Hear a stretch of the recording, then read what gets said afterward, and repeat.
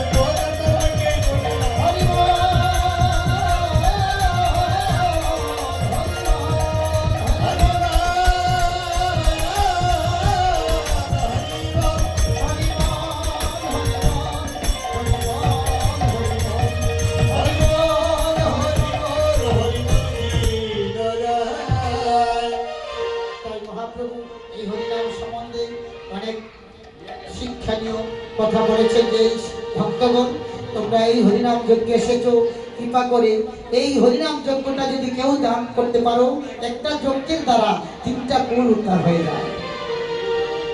দাতা বক্তা শ্রোতা, এই 3টা কুল আপনারা শুনছেন, শ্রবণ করছেন, এই হরিনাম যজ্ঞের দ্বারা আপনাদের 3টা কুল।